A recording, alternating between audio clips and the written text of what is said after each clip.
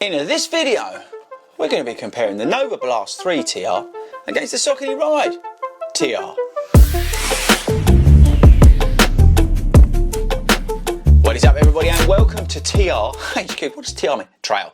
So, the deal is here, right? The manufacturers are cotton on to the success of the Pegasus Trail, and they've come out with their own versions of it. We've got the Novablast 3 Trail, and we've got the Saucony Ride 15 Trail. And what they've done is they pimped the outsoles of these shoes to make them more usable and rugged sort of during the winter months.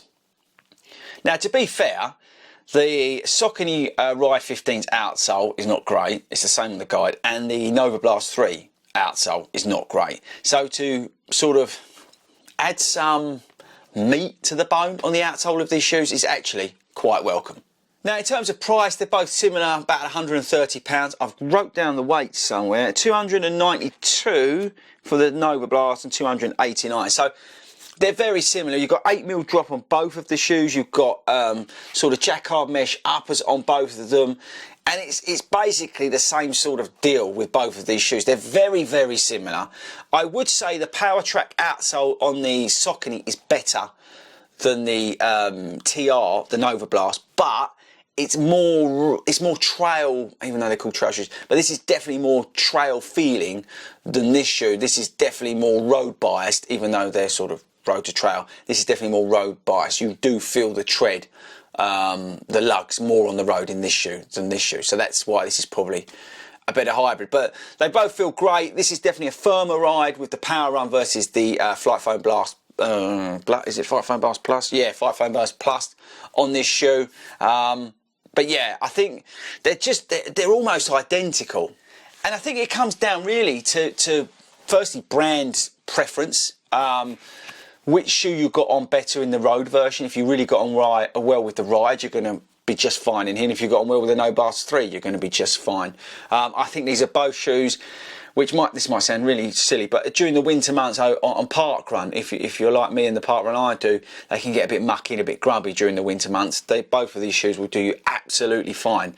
Now, I know £130 to spend on a park run shoe is ridiculous, but again, for me, down the canal and towpaths during the winter months, brilliant. Up, you know, where I run buds up the field, up the back here, I've got to do road, and then it becomes traily up the back, and we're running around a big field up the back. Perfect, both of these. You know, they're fantastic.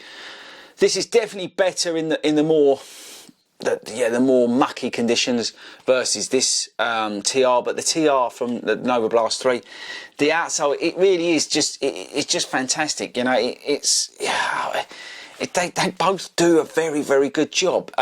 If I had to pick one, which is probably why you're here, I would go with the Novablast 3. The outsole, the Flight Foam Blast Plus, definitely gives you that little bit more feedback, that more propulsion, that bouncier feeling, and the more excitement is the wrong word, but it just, I don't know, it's just a more alive under your foot versus the Saucony. The Saucony is a firmer ride, which is fine, and I don't mind that in a traily shoe, and it's definitely got a fantastic outsole. But for me, I would go with the Novablast 3 because mainly I'm a big fan of the Novablast 3 in general.